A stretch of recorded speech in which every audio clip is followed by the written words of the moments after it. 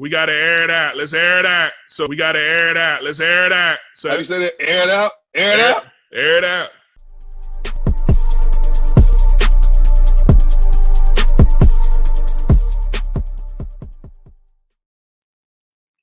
What is up, ladies and gentlemen, and welcome to the Air It Out podcast.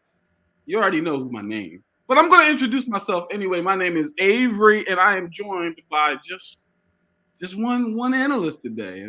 Just one. It's just me and Coach. Coach, say what up to the people, man. Listen, man, even without our fellow partners in crime here, Mr. Darius Rigg and the one and only, we got this. It's all good because, you know, we won't talk the most anyway. Yeah, it's true. I mean, listen, as long as we get to talk football on Thursday, I am okay with it. It doesn't matter the number. As long as I get to talk football, it's a good day. Listen, man, shout out to Darius. Shout out to Juan. Shout out to our CEO, Mr. Jerome Jones himself as well. Listen, man, we got a good show. We got a good show ahead, okay? So before we get into the show, I gotta ask you, man, how's your week? How's your week going? You know, as far as let's keep it strictly football. How's your football week going this week? Let's talk about how I get out of the fantasy football playoff. And my guy Jamar Chase decides, you know what? Yeah, it's time to go off. Let's talk about going off with the rookie record, breaking not only the Bengals but the NFL record set last year by Justin Jefferson, and he did it in style. 71 points from my fantasy team, right out of the playoffs. Like That's bravo. bravo. Oh my God, man! Listen, I'm happy for the guy, but last week, man. Come on. Yeah. That's pretty tough because it's like, dang, if you would have did it last week, I'd have been in there. We'd have been good. You'd probably be in the championship game this week. But, you know, it is what it is. It is what it is. Now, speaking of receivers, unfortunately, we got to talk about Antonio Brown yet again. I know it's a very unfortunate situation. I know we don't want to talk about him. I know we're tired of talking about him on this podcast in particular. I know. I get it. But if you have not heard, Antonio Brown, mid-game, literally third quarter, ladies and gentlemen, walks off the field. He takes off all of his equipment, throws his gloves into the stand, and walks off of the field in the middle of a game that they do need to win, and they were getting beat up pretty bad, and by the Jets, and they were getting embarrassed, to say the least. And he walks off the field. Now, there's so much speculation about why he walked off the field. Some people are saying it's because it seemed like they were trying to stop him from hitting his incentive bonuses and everything like that. He needed, I believe, 8 catches, 55 yards, and 1 touchdown to get a $1 million bonus per his contract. Other people are saying it's based on the fact that he got benched in general. He was upset. Some people are saying is because of an injury and a nagging ankle injury that he had pregame that he told the team about, and they seem to not really care too much about. So I need to hear from you though, Coach. Like, what are your thoughts about what happened here, man? I mean, I gotta know. I gotta know, what were your thoughts, your initial thoughts, and then now your thoughts now with the Antonio Brown situation. So, I initially seen it as soon as it happened. I'm just like, what are we doing here? What's going on? Do you not want another ring? Do you just not want to play football? Like, what is it? What's going on? Because right now, this is to a point where either there is something going on outside of football that he truly is not taking care of, that he needs to take care of, or he's doing this purely for attention. I would truly hope it's not for attention, because this is not the type of attention you want, especially with the talent that you have. But At this point, after everything else has come out, all the different reports, and even him going on social media trying to send receipts and basically say that no, I was fired, not quit. That's not. It's two different things. Fired and quit. It's two different things. But either way, whether it was you just didn't want to play on the ankle, so you just didn't want to get in, cool. Then don't go in if you can't play. But don't be on the field saying you can. Yeah, I listen. You can play. Like, yeah, it's tough, man. It's like I agree with you there because it's like, okay. So if just going back to some points of reference that Darren referenced, Antonio Brown did come out on social media stating that a lot of the issues that he was dealing with, the Bucks did not really take seriously. Excuse me a second, my light is acting up here. Okay, there we go. All right. They didn't take too seriously. And we're talking about an ankle injury where he has stated that he had bone fragments in his ankle and some ligament damage as well, and that he was going to be having off-season surgery this coming off-season. And apparently, he was saying the Bucks did not take that into consideration. Felt like he was healthy enough to play. The team doctors, different things like that, and essentially forced him out onto the field. Now, I don't know how true this is, but in my experience, I don't know how much a team can kind of force a player to go out on the field. If you say I'm not healthy enough, and then we saw he was routing people up. It's not like he was out there and not being unproductive. I mean, we saw the film. I mean, I saw the clips. Like he was routing people up, and I'm not taking away from the fact that he probably could have been injured. So I will never, because I'm not him, so I don't know. But my biggest issue with this in general, without question, is merely this. Hello, mother dearest. My biggest concern and issue with this, you do not quit on your team. If the organization does something and they say something, if they're not trying to let you get your bonus incentives, which again, I completely understand that. If they're not trying to let you get your bonus incentives, you have every right to be upset and to say something about that. If they're trying to force you out there when you're injured, you have every right to say something about that. But your teammates depend on you. Chris Godwin is no longer on the roster, quote unquote, because he's injured for the rest of the year. He's done. Now it's Mike Evans and you, and obviously they still got Gronk and different things like that. But I mean, you're a go-to receiver. You're one of the best receivers of our generation, hands down, and you let your team down.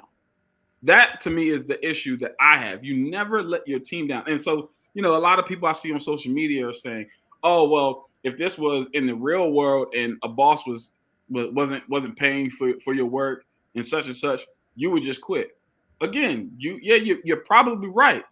Doesn't take away from the fact that now your coworkers now would have to make up for you quitting on the job, right? If your beef is with the organization, let it be with the organization, but don't allow it to affect your teammates, especially when you're in the heat of a game. Like if you're going to do that, I'm okay with you. I'm okay with you. That right there, that comment right there, in the heat of the game. It's in the second or first quarter. And you do this. No, it's third quarter. Third quarter. I'm sorry. It was third quarter. And you do this. And you already know y'all losing. This is after halftime. So if you knew this, why would you even come out the tunnel at halftime? Yeah. That's a distraction. Yeah. You know your guys is down. Absolutely. That is right there. That in the heat of the game. Yeah. If it was after the game was over, it's just Yeah. He could have just not come back out after halftime if he was concerned about it, or just waited until the end of the game. It seems right like here. Right here. Exactly. Right Exactly. Here. Like exactly. That is exactly what I feel. It was an attention grab move, And again, he's great at getting media attention. So let's just call it what it is. He's great at getting media attention. And I believe he did so in order to get his name out there, get people talking about the situation. So in the offseason, it's something to talk about because he wants to bring his value up. He wants his name to be out there because he knows he's not going to be a Buccaneer moving forward. But it's like, again, there's ways to go about. They just terminated his contract, yes? Say again? I believe they just terminated his contract today. Yes. Yep. He is officially no longer a Buccaneer. And it's like, you could have just waited. You could have just waited till after the game or not come out after halftime. There could have been a report, oh, Antonio Brown is injured, so whatever. But you don't quit on your teammates. That's my biggest issue with this entire thing. You don't quit on your teammates. And to me personally, Antonio Brown needs to grow up. That's just my personal opinion. You have to grow up at this point. All of these antics they're just childish. Grown men don't act like that. And so to me, it's just childish, it's selfish, and it's arrogant. And I'm absolutely tired of it. So we're going to move on because I can't. All right. So we're going to stick with receiver. Okay. We're going to stick with the receiver talk. And somewhat, depending on your answer, but my question to you, listen, man, there's a lot of candidates for this award.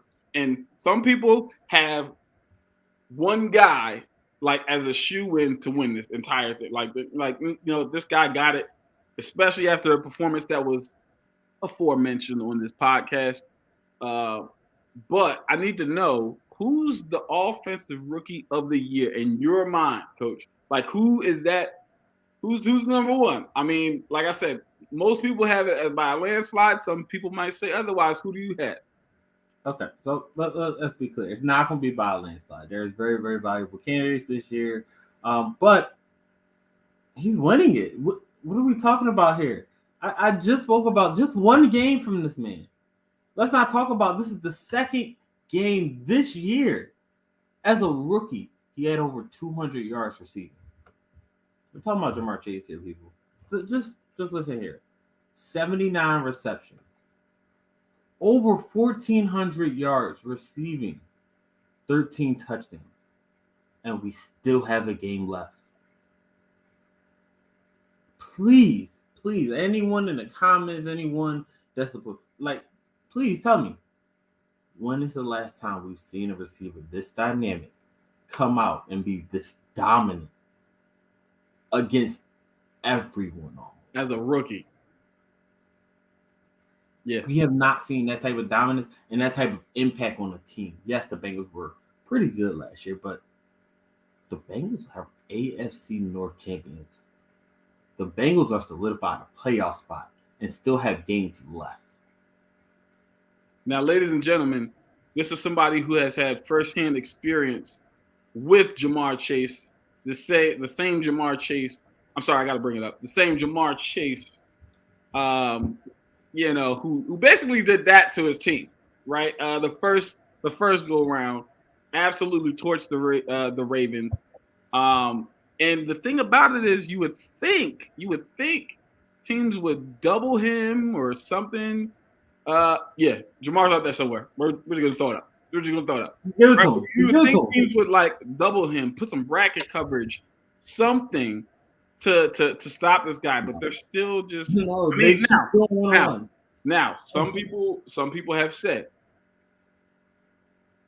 it could be because of the fact that there's a lot of weapons on that team.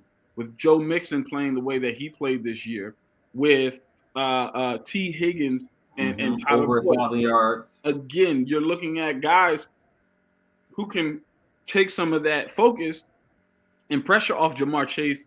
Do you think that lends itself to Jamar's numbers being better than let's say somebody like a Devontae Smith or someone of the like in that regard? Do you think that has a part to play as well as maybe even the offense itself?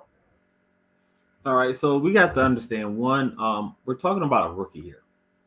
That's the first thing. When you come to rookies, yes, we are coming out with a lot of more dynamic rookie wide receivers that's able to take over pretty well for the most part. But let's just use last year's example of Justin Jefferson. He's one of the most dynamic receivers we've seen come out of college and flat out ball. He went over the receiving yardage record and made it on 1,400 yards as a rookie. But he only had roughly about 7 to 9 touchdowns, and it had to be on a lot more catches. Jamar Chase only had 79 catches. For a receiver to have most of the time anywhere close to 1,400 yards, you're looking at almost over 100 catch season on average. This is just regular statistics.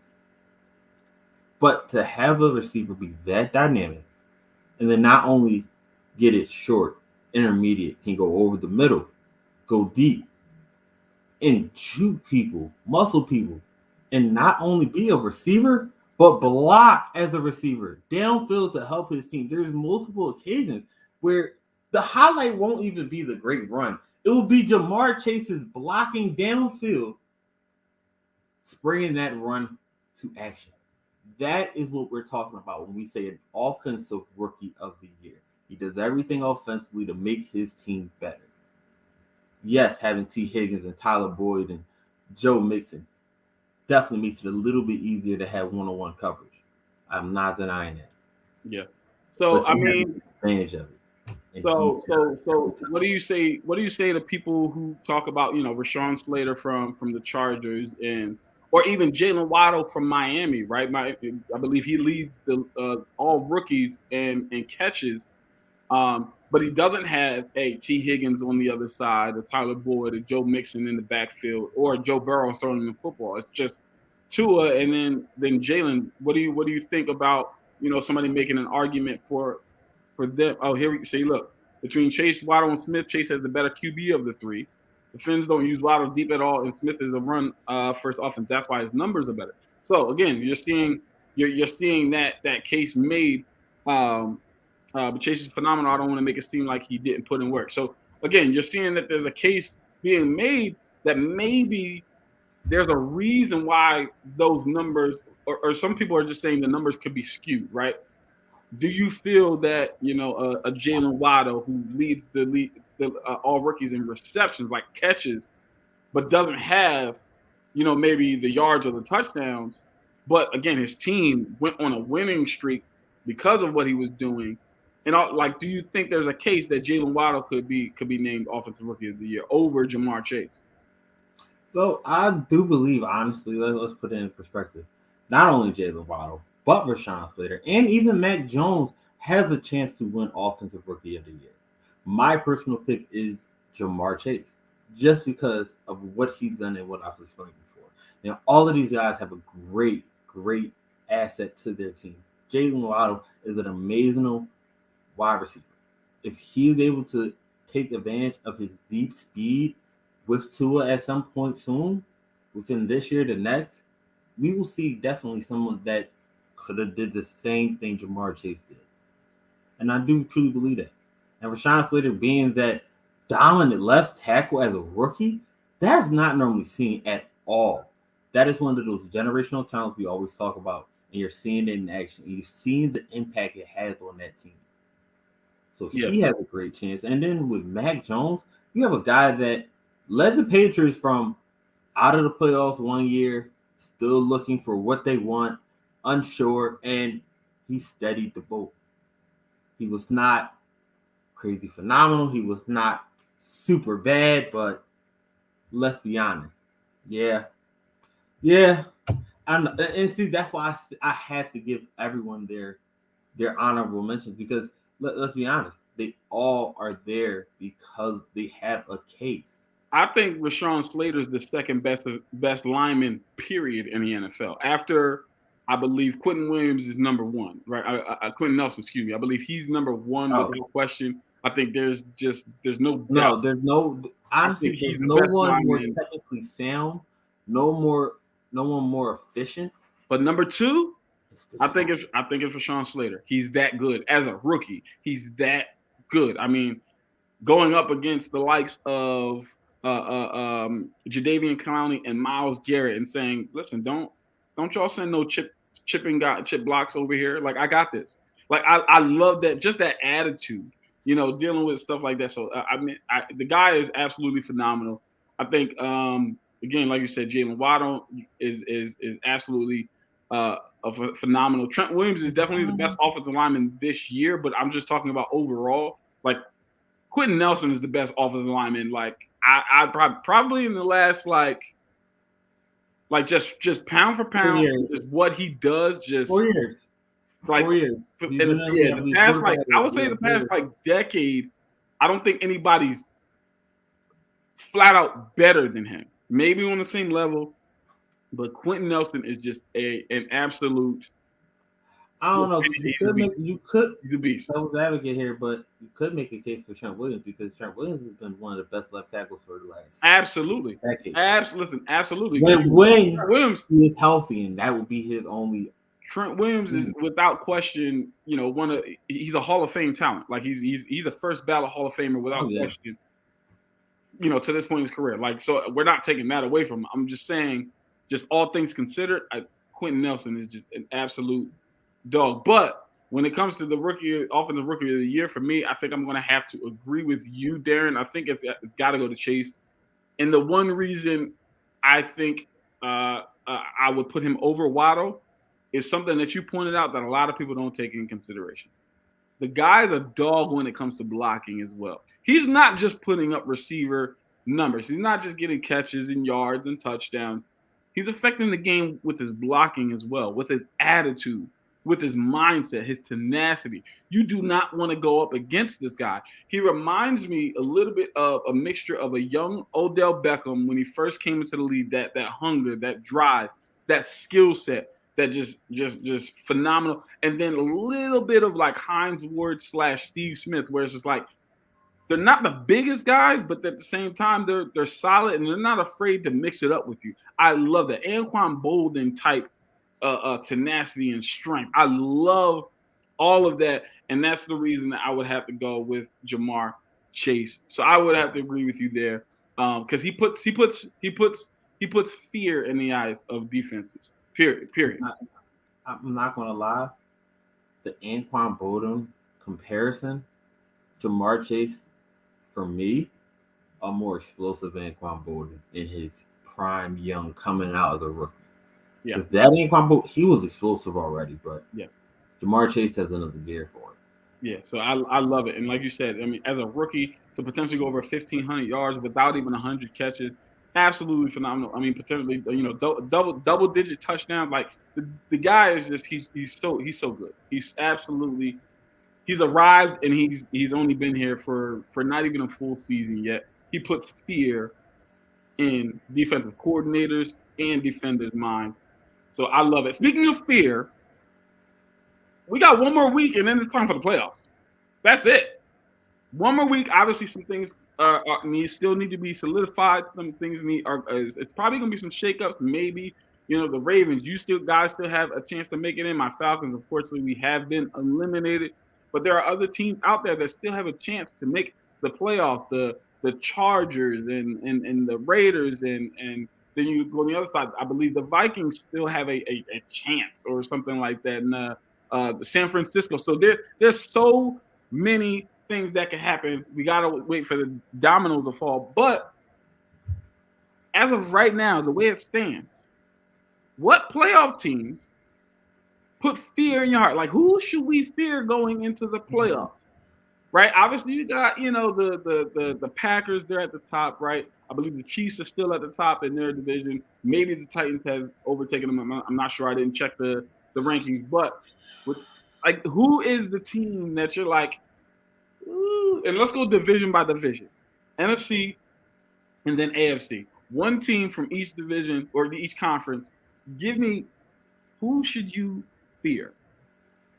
All right, so first off, let's exclude for sure the Packers and the Chiefs. No, actually, let's not exclude anyone from the AFC because I have an actual little topic on that. But let's exclude the Packers from that because we know they're solidified, number one seed, and let's be honest, no one wants to go to Lambeau in the playoffs. No one. Not with Rodgers hot like this on an MVP run again. But I digress. For the AFC, let's go here. The Titans still are number one in the AFC right now. And they need to lose and the Chiefs to win for the Chiefs to secure. when the Chiefs could have secured it last week when they were up by 14 points, not once, not twice, but 3 times. And let's not forget, ladies and gentlemen, those Titans he's referencing. Guess who's coming back? Derrick Henry. The King has returned. So, and this is what makes this conference so interesting, because you have teams like the Chiefs and the Titans fighting over the number 1 spot, and whoever doesn't get it, they're going to the wild card round. So then you have teams like the Chargers or the Raiders who can get in and be a sneaky little competitive team that not only can play offense but defense and run the ball. That is a combination that you don't want to see in the playoffs, especially with a young, hot quarterback that's making things happen. But for me, I'm sorry, I have to go with the Titans. Number 1 seed and all. Number 1 seed and all. Because you do not want to see Derrick Henry in a playoff game atmosphere. We know they will run it with him. Yes, he's coming off injury, but we've seen the team can win without him. So I don't see them overusing him. I see them using him efficiently, letting him ease it back in for this game, because they still have a nice little playoff run to go. Man, look. If just imagine the Titans getting the 1 seed and then getting that bye, giving Derrick Henry even another more week. That's it. Oh my That's goodness. it. Oh, that would be So listen, that's good. I'm gonna stick with the AFC and then we'll go to the NFC. I'm gonna say AFC, man. It's tough for me.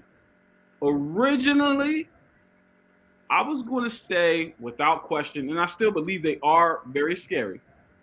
But I was gonna say the Bengals. But they're not a team that you're like, they're not on the radar anymore. They just won the North. They're legit. They can run the football.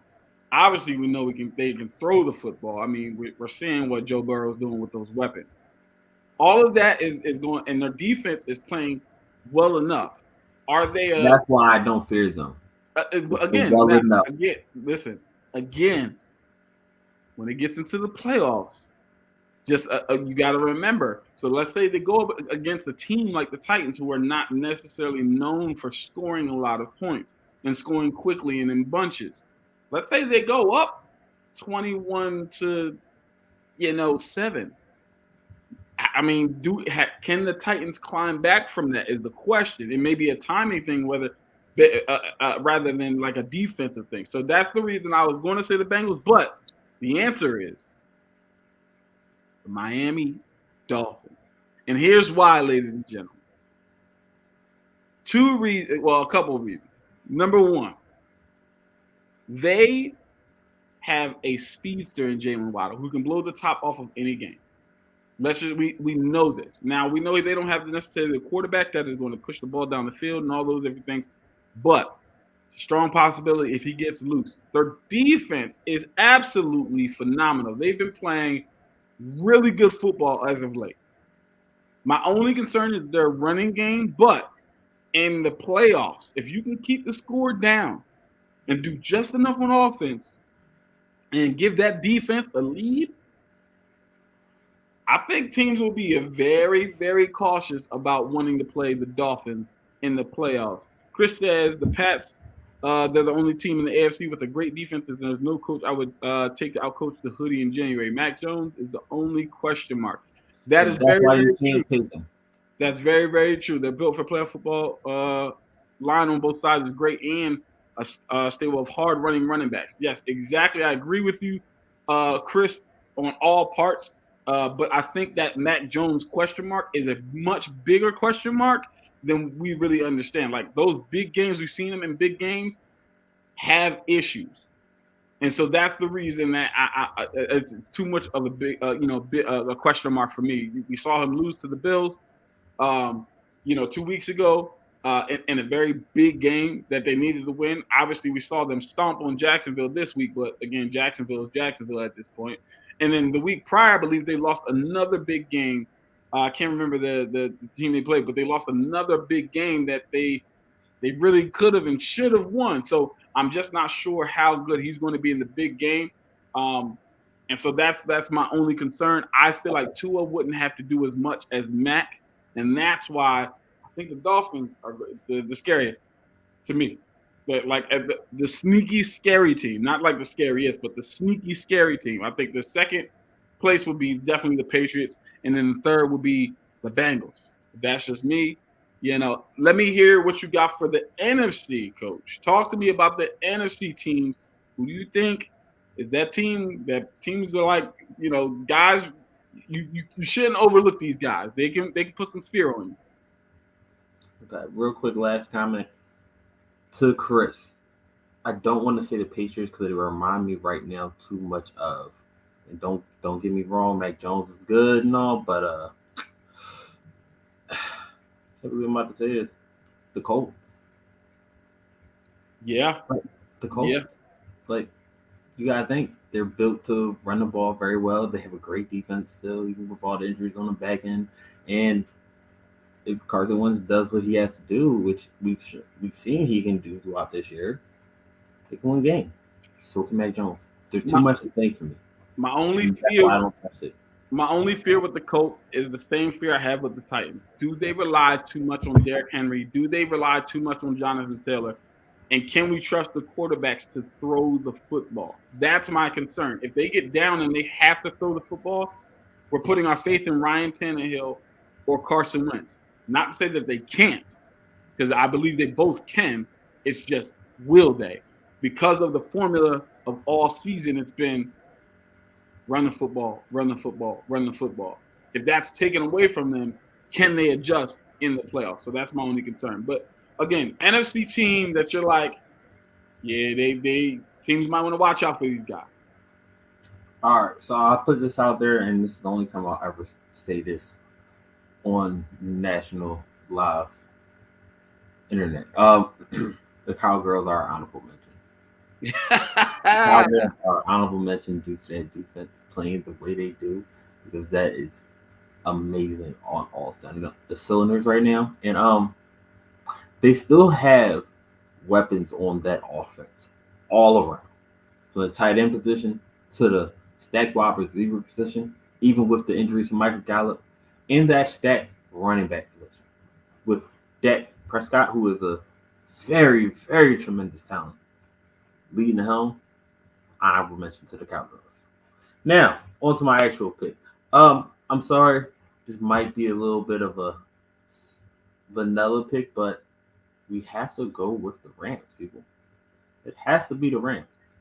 The Cardinals, I do not trust, not without the hop and not the way they've been playing, of not just the last 2 or 3 games, but over almost a 6-game span to end the season. That's not the way you want to enter into the playoffs, especially with a guy like Cliff Kingsbury, who's already shown a track record of having great starts, great first 7-8 games, and then the last 7-8 games, it's a different story. And this is all the way back to college, people.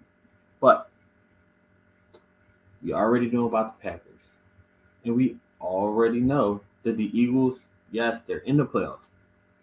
Congratulations, because they did well this season. They did better than a lot of people gave credit for. But I don't see them working out in the playoffs. And it's not really other teams other than the Bucks that I can say would be a true threat inside of the NFC.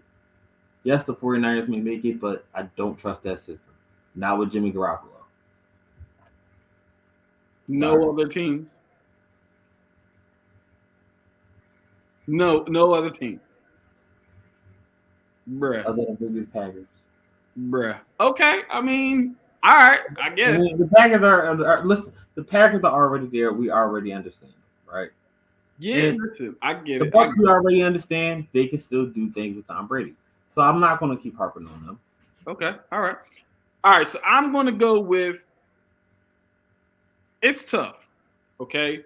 I don't think the Rams are a sneaky team. I think everybody knows they're scary. And that's why I said it's another pick. I don't think it's So I think they're scary. The Bucks are scary when they get hitting on all the cylinders.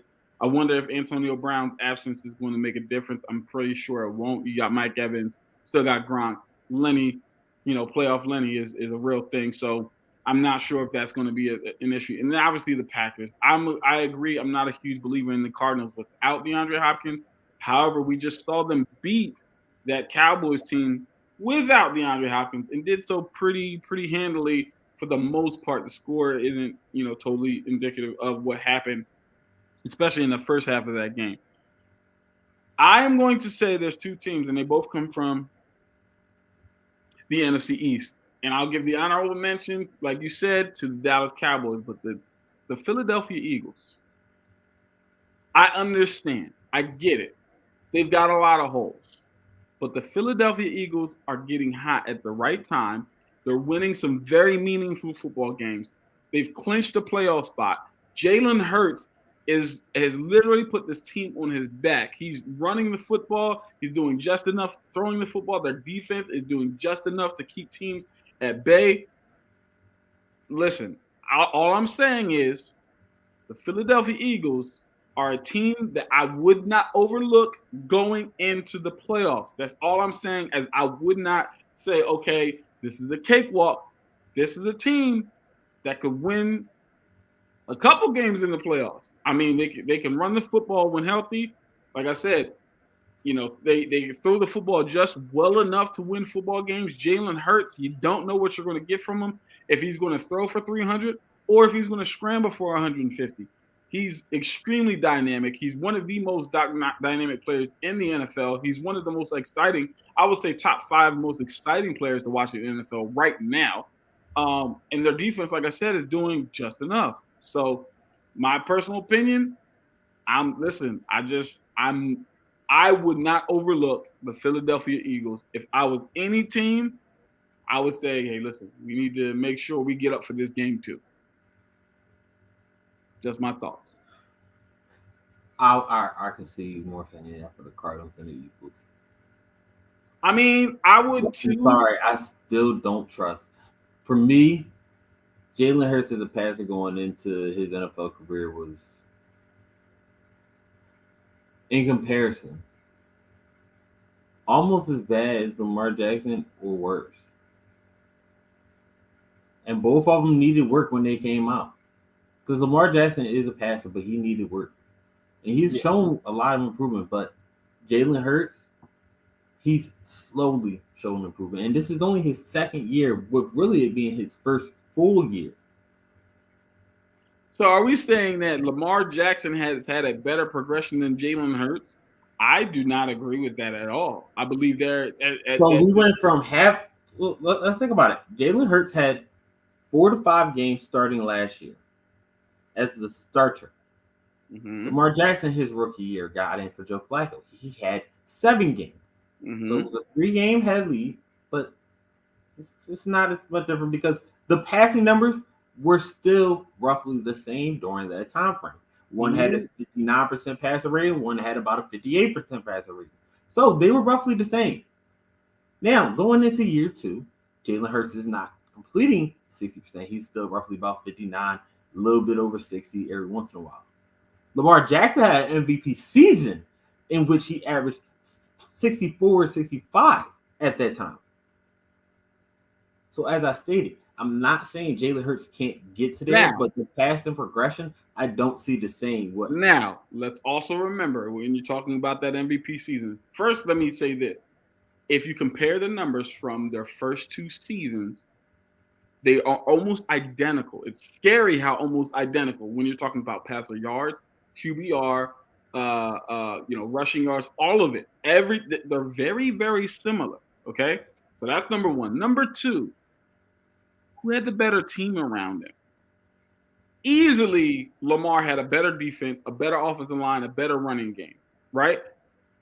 Without question, I mean, from a receiver standpoint, I would say they're probably even. They don't have a lot of talent on the receiver, and neither one of them has. Don't you dare say the Eagles. So are we don't saying you dare that, say the Eagles.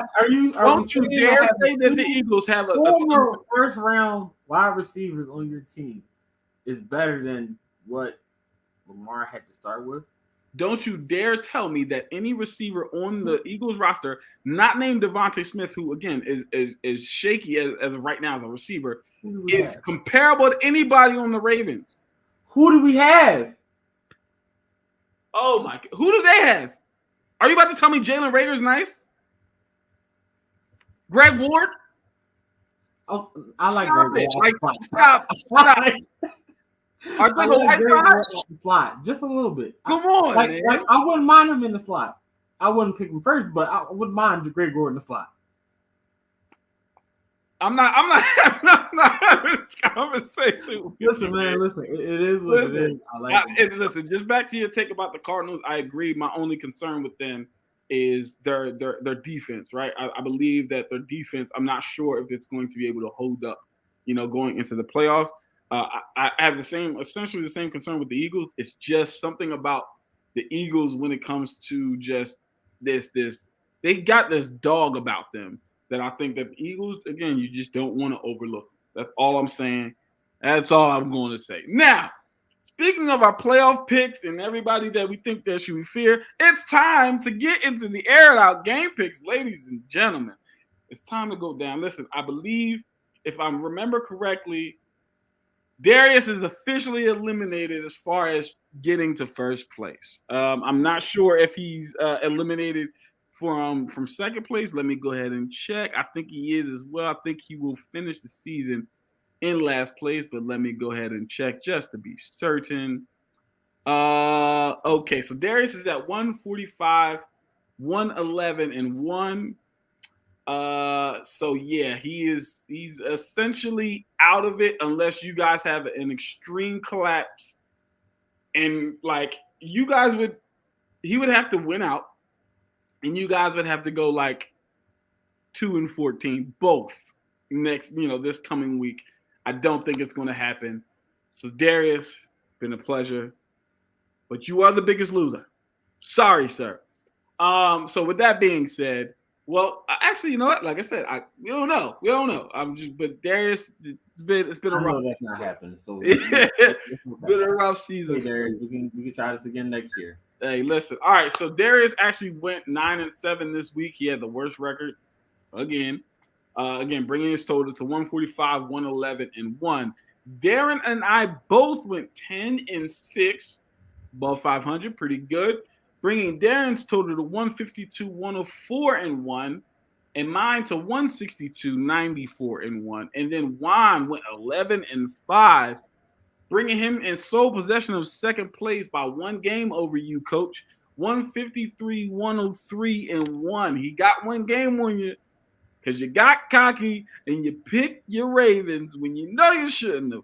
But it is what it is. Let's be honest about that game. That game was this close, and again, he lost by 1 point. 1 point again. So I don't. Man. I commend them for their bravery this week. They played better than I expected them to. Yeah, man. Listen, I'm not even gonna lie. I felt like this because I was like, "There's no way another 1 point loss, another one. That one hurt, especially when you predicted a 1 point win. That hurt. I felt it. Oh, I was like, man, I thought we were gonna win by 1, but nope, we lose. Man, ladies and gentlemen, if you could have saw Darren's face, I know it was something similar to this. Like he just, he was done. He was done for. But it is what it is. With that being said, I'm in first place. It's look like I'm probably gonna run away with this. You know what I'm saying? Unless I have a collapse. But there's still second place up for grabs. Okay. Now, it's time to get your game picks, and I want to see what you're gonna do here. What you're gonna go with here. Okay. So I'll let you give me your game picks, and you want an explanation. All right. All right. All game picks this week are unbiased. All game picks this week are fully sold. I'll make it second place.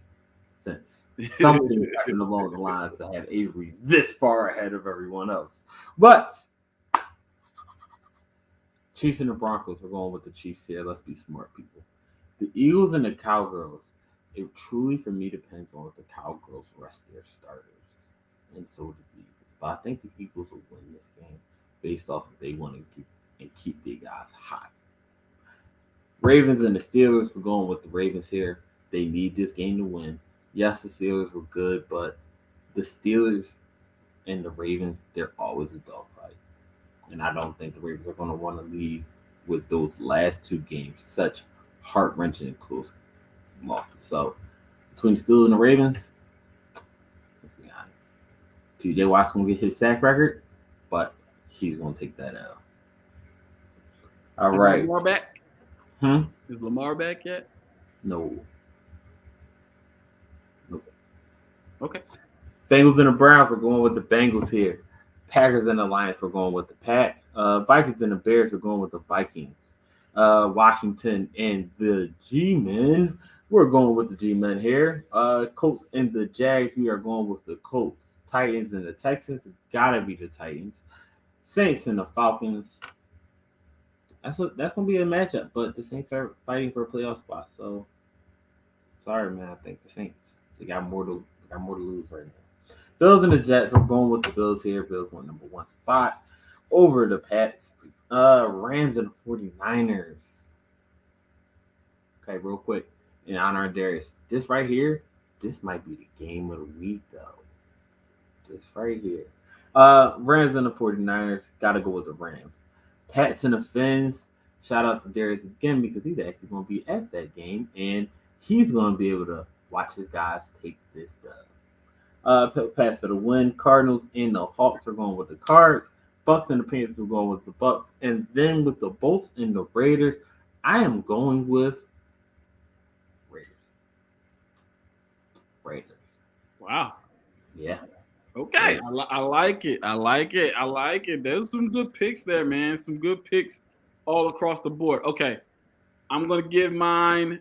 Let's do this. Chiefs versus the Broncos. The Chiefs, I wonder if they rest their starters and say, man, our playoff position doesn't matter. I wonder. But I don't think they will. I think they will want to get that bye week just to give everybody some rest. So I'll give the Chiefs the win over the Broncos. Cowboys versus the Eagles. Easily game of the week for me.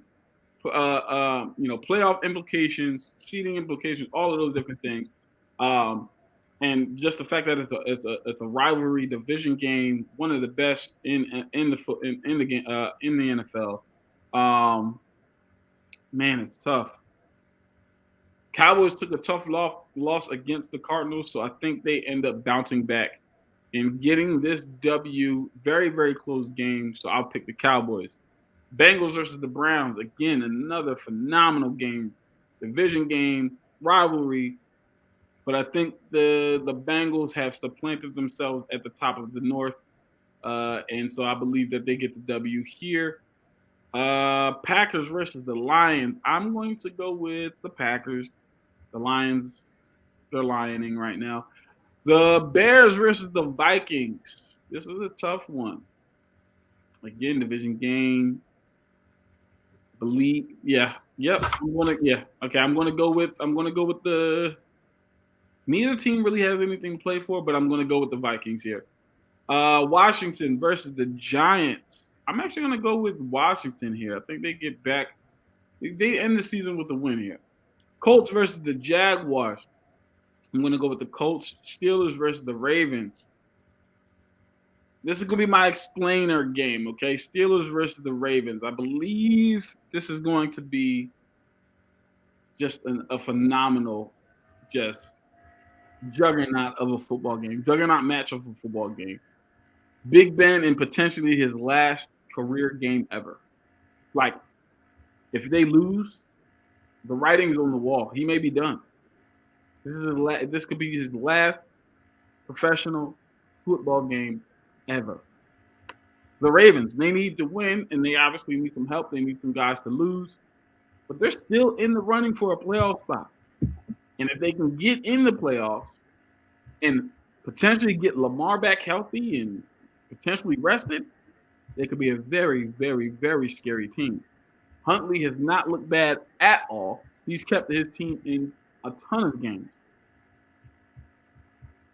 Harbaugh should, without question, be considered for Coach of the Year. Just off the fact that his team was decimated by injury this year. I mean, decimated. And he still has these guys not only competing competing, but literally in contention still for a playoff spot. I know it's only a 7% according to PFF chance to get into the playoffs, but they have a chance nonetheless, and that's a phenomenal job. So to me, I think he deserves to be in the running for Coach of the Year. But it's not going to matter. I believe that Big Ben goes out with a bang. I believe he wins this game. I believe that for some reason, I got a weird feeling like the cards are going to fall the right way, and the Steelers end up making the playoffs, and Big Ben gets one more shot. I don't want to see it happen, but I believe Big Ben at least rides out in the sunset with the win. And I'm going to take the Steelers in that game. Very, very close game. Would not be surprised if the Ravens win. Obviously, like I said, Huntley has been playing phenomenal. But you got Najee Harris, almost 300 carries, over 1,000 yards this year. I mean, it's going to be absolutely phenomenal. And I can't wait to see that game. Titans versus the Texans. I'm going to go with the Titans. But I wouldn't be surprised if the Texans win, man. They've been pulling out some upsets, man. Wow. They've really been they really have been pulling out some upsets. I know, but not with the Titans fighting for that number one spot, knowing that the Chiefs have a pretty good matchup on their hands as well. Hey man, look, I'm just saying, like quietly, Brandon Cooks has over 1,000 yards again. So like that's not quiet. What? I'm saying quietly. That Brandon Cooks is a good receiver still. I'm saying he is good. I know he's good. When I say quietly, man, I'm like it's not being talked about. Nobody cares because the Texans aren't good. So, but quietly, he's got 1,000 yards. He's still a deep threat. He can still run routes. So, again, I wouldn't be surprised, but I'm going to pick the Titans. Saints versus the Falcons. Man, bump that, man. I'm picking my boys, man. Falcons all day. Man, bump that. It's a rivalry game. We're going to end this on a W, man. We're going to end this season with a W. I don't care what nobody say. We're getting that W. And Kyle Pitts is going to break the rookie tight end receiving record. You heard it. That's what I said. Yeah. Oh, that's right. All right. And then I'm going to go with the Jets versus the Bills. Give me the Bills. 49ers versus the Rams. Tough fought game, but the Rams pull it out. Patriots versus the Dolphins. Man, oh man. Woo, that's going to be a good game. Darius, you are lucky you're going to see that in person. Oh boy. Jalen Waddle is going to go over 100 catches, over 1,000 yards. Man, but I just think the Patriots they got something to fight for. I mean, they both got something to fight for, but I think the Patriots are a little more hungry. I think they pull that win out. Seahawks versus the Cardinals. Give me the Cardinals. They're still fighting. Panthers versus the Buccaneers. Buccaneers by a landslide.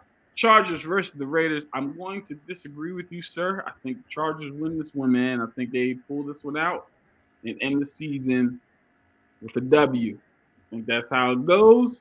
Those are my game picks, ladies and gentlemen. And now it is time for, you guessed it, Hot Take Thursday.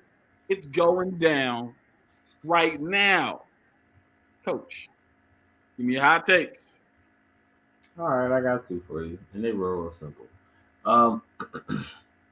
Big Ben throws for 3 interceptions, no passing touchdowns, and less than 150 yards against the Ravens this week. And that's how he exits. Oh my God! There is no parade coming at the end. This is it.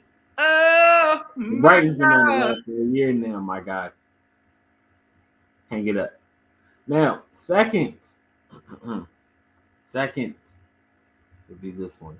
And shimmy out because we've seen quarterbacks do this against his team already. So why not my guy, Derek Carr?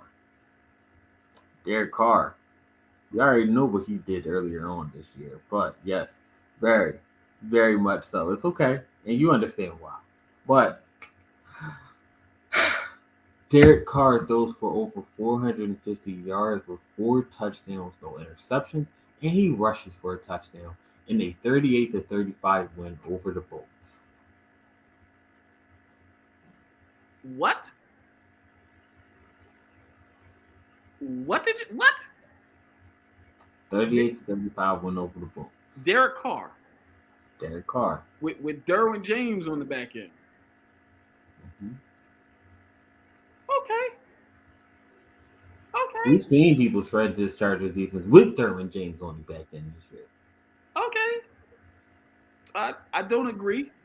But, hey, those are hot takes. Those are definitely some spicy hot takes. I'll take it. I'll take it. Here, man. The two are playing against each other knowing that the other is going to the playoffs. It's a rivalry game already.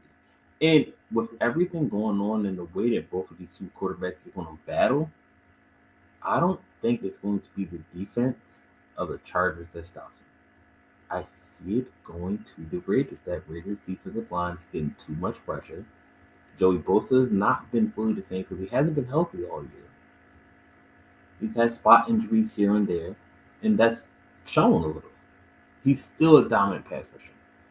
But the Raiders, they actually have a tandem this year. Ricky Ngakoue, Max Crosby. Okay. Listen, I'll let you have it, my guy. I'll let you have it. I will let you have that. All right. It's yours. My hot takes. Let's see here. My hot take. This one is okay. Yep. Joe Burrow. That's right. Joe Burrow will end the season with over 5,000 passing yards and at least 40 touchdowns. He has currently 4,611 passing yards and 34 touchdowns. Yes, ladies and gentlemen, I'm predicting 6 passing touchdowns from Joe Burrow this week against the Cleveland Browns. That is correct. And almost 400 passing yards. He may even go past 400. You know what? I'm going to say he will. Over 400 passing yards and 6 touchdowns, ladies and gentlemen. Watch it. Watch it happen. Watch it. If that hot take happens, then we can just drop the mic on the whole Jamar Chase Rookie of the Year conversation here. Because let's be honest, we're going for another $150, 3 touchdowns with Jamar if that happens here, right? That's what we're talking about here, right? Hey, just wait on it. Just wait on it. You heard it here first, ladies and gentlemen. I had to make sure I heard it right. I heard it right with the 6. Count them. 6 touchdowns. 6 of them things. 6 touchdowns. Over 400 yards passing. He'll end the season with over 5,000 yards. That's right. Ladies and gentlemen, it has been the Aired Out Football Podcast. I've enjoyed myself. I don't know about you guys, but we just want to thank you. We should do this more often. Oh, for sure. Listen, thank you everybody who joined in, everybody who was in the comment section. Mom, shout out to you. Dad, if you're probably watching somewhere on the side. Chris, thanks for joining in. Wifey, I see you. We see you too. You know what I'm saying? Listen, man, it's about to be a good year, man. In the playoffs. Listen, this is gonna be good this year. No matter what it's gonna be good. Some good playoffs this year. But listen, we appreciate everybody joining, and do not forget to like us on Facebook and YouTube and Instagram and all those things, and follow us as well. You might as well, right? You might as well, and also check out all of our podcasts and everything on Spotify and Apple Podcasts and all those different things. Please do so and follow us on Instagram at Inside the Hash, on Facebook at Inside the Hashes Football Talk, and on Twitter at Inside Hashes. And obviously, please do not forget to check out the website www.insidethehashes.com, where you can find every single thing that you want football related. That means podcast, gaming, fantasy football. I mean, everything, interviews, whatever it is, please do not forget to check that out. For Coach Darren, I am Avery Collins. This is the Inside the Hashes Air It Out Pro Football Talk. We are over. We are out. Matt Ryan, please stop patting the football. We would truly, truly appreciate if you It's stop not patting going the to happen. It's Because not, if you you know stop- what? It's Jamar if you- somewhere out there. So, But my thing is, he like just that. gotta stop. You know what I mean? Talk. Patting the football. Because when he stops patting the football, I'm just saying, just stop patting.